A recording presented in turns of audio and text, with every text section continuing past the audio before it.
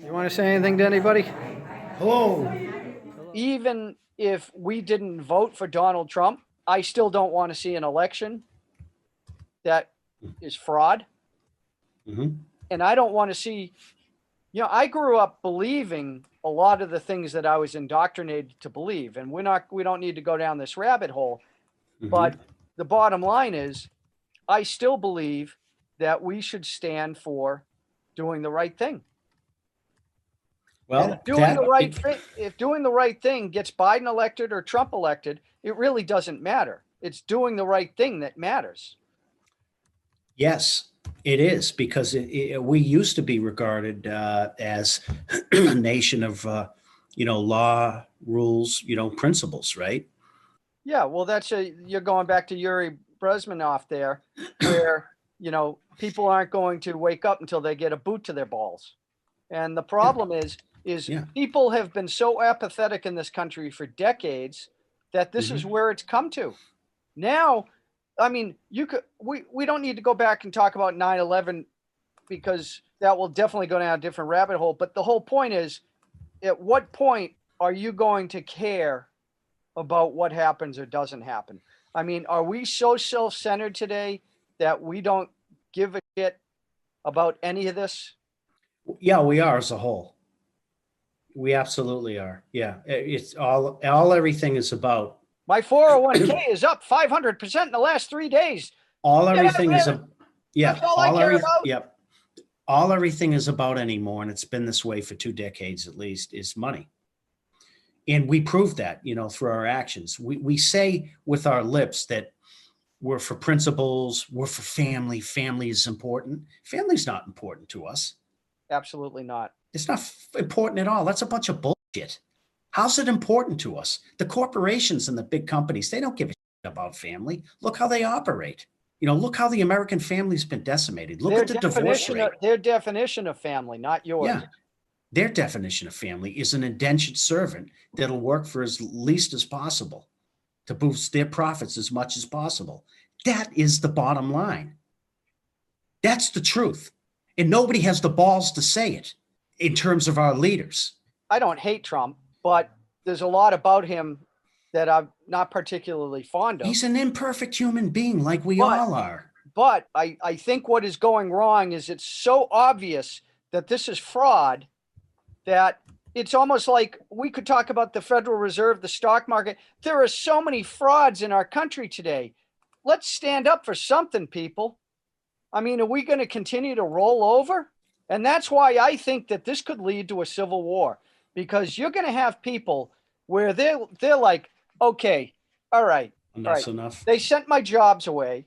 There's no more education. They now have forced me. They've taken away my savings. I can't save anymore. It's 0%. So I've got to put my money into the stock market and get shellacked by these professional banksters. Exactly. And now, you nailed it. Now you're saying that my vote means nothing? Yeah.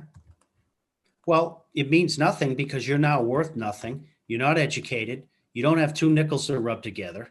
So why would I entrust your vote, Dave? Yeah, just go take your opioids and die. Yeah. No, just sit in your house all day, shut your friggin' mouth, take your UBI, take your universal basic income. I'll give you just barely enough to subsist because you can't do anything else except subsist. Sit in your house all day, look at the big flat screen TV and watch friggin' Jerry Springer all day. And the NFL. In zone out. In the NFL with the fake crowd in the background. There we go. Don't get me started on. I refuse to. There's another one. I have not heard anybody else mention. I have not heard anybody bring this up. No. Nope. And if you want to talk, like, think about this, folks. Think about this.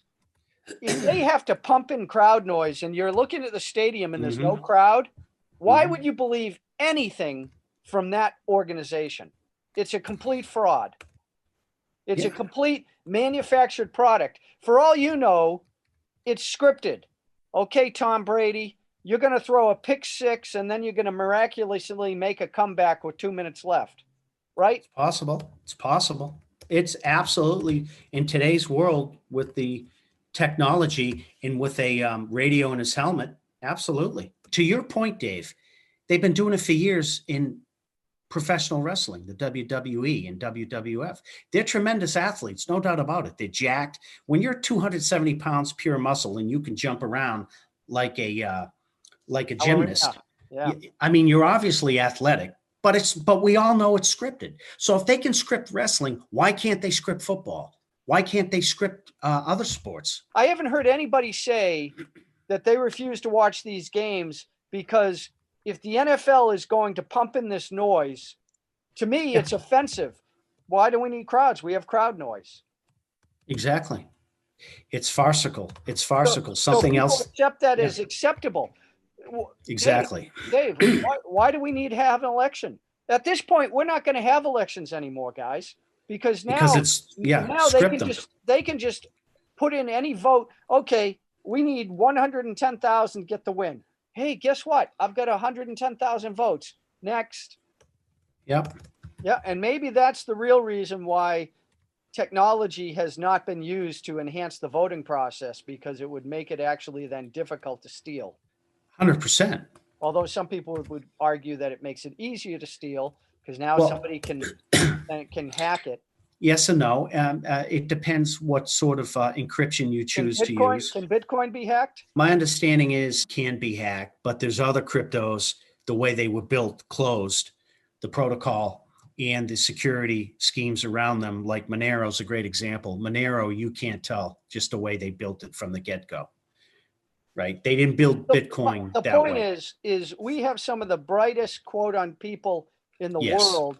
Yes. And I'm sure that if it was an objective, we could create something that was somehow more reliable than what we have. And you'd get instant results.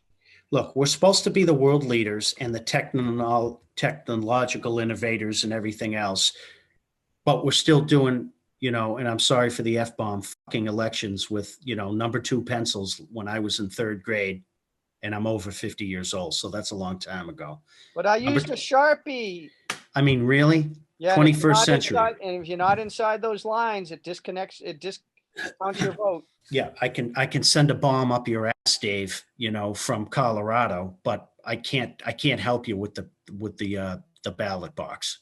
If this is broken, I mean, God help us. A civil war might be the only solution. All right, Dave, I hate when you get into that crap. I really don't want to see that as a solution. I really don't. Honestly, what did I say? I didn't say I'm calling for it. I said that may be the only solution. I didn't say you were calling for it, but just to I hope that's not the only solution or last option. I really don't. Obviously not. I don't want to see that. I don't want to see people. But to your point, what does disturb me, and it's highly disturbing. Evil. So you're saying that we have some real evil in this country. So you're saying it's not acceptable to kill evil? They're not playing by the rules. They're not playing by the rules. No. If you're going to back me in a corner and give me no other recourse, absolutely, I agree.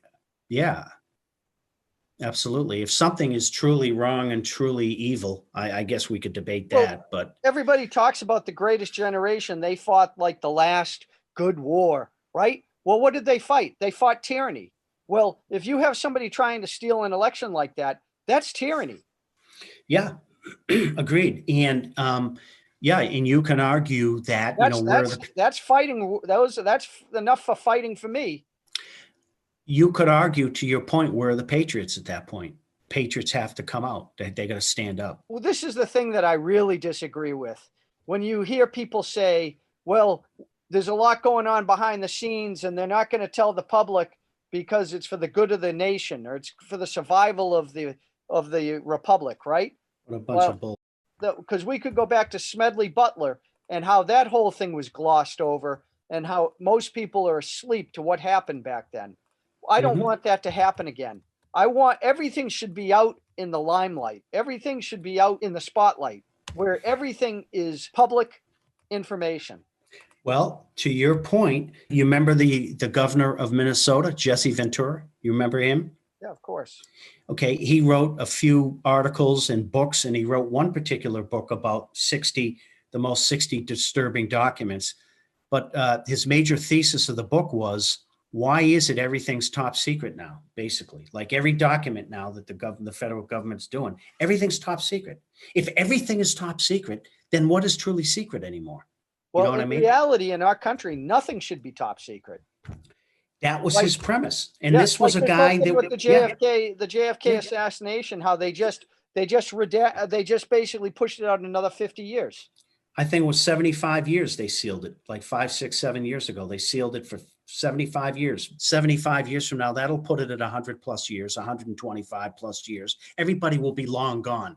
Those 2 or 3, 4 generations down the road, when that thing's allowed to be opened, if they do open it, then Yeah. what's your recourse? What are you going to do then? Everybody's long gone. Who are you going to prosecute?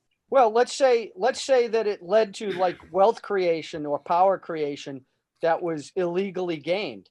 Do you now take it away That from those generations who got it illegally?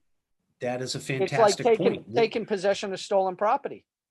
That's a fantastic point. You know, some of that's going to happen in some way, shape, or form. And then how are they going to deal with it down the road? You know, what's their recourse? Talk about dropping a bag of shit on somebody 50, 60, 70 years down the road. Well, The ultimate that's all our country does now is kick the can down the road. 100%. Do we deal with it? Do we actually deal with anything today other than bombing people? Do we No, actually we don't. solve any problems today? Do we actually say, "Wow, this is a real serious issue. Let's actually work on this and resolve it"? No, we don't. And I'll tell you why. And I'm saying this as a father and a parent, okay? This is why I'm kind of pissed off a lot, because we've already saddled them with $2 trillion in college debt. We've saddled them with 0% interest rates. We've saddled them with MMT, indefinite in perpetuity, quantitative easing, whatever the hell you want to call it, fiat currency that does this over time. I mean, what have we left them with? You've got deficits at 135 or 125% of GDP. Right? We're 27 trillion and counting, but that doesn't count unfunded liabilities, which puts you up at 150 trillion. None of that will ever be paid off. It can't be paid off. And they know this. So what are we saddling future generations with? Does anybody think of this? The politicians tell us they think of this. They tell us they think of this stuff, but their actions prove otherwise. Geez, Dan, you're getting kind of pissed off and upset. Yeah, no kidding. No kidding. I wonder why.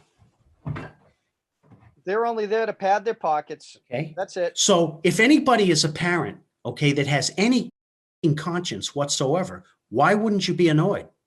You and I will be long gone, but my kids, their kids, boom, boom, boom. That's what they're going to be dealing with. Right in the mouth, right in the nose. They only Okay. use do it for the children to pass laws and regulations. That's it. Right. They scare you into doing things you don't want to do. Do it for the children. Well, real freedom, folks, is scary stuff. Real freedom means you could get hurt. Live long and prosper.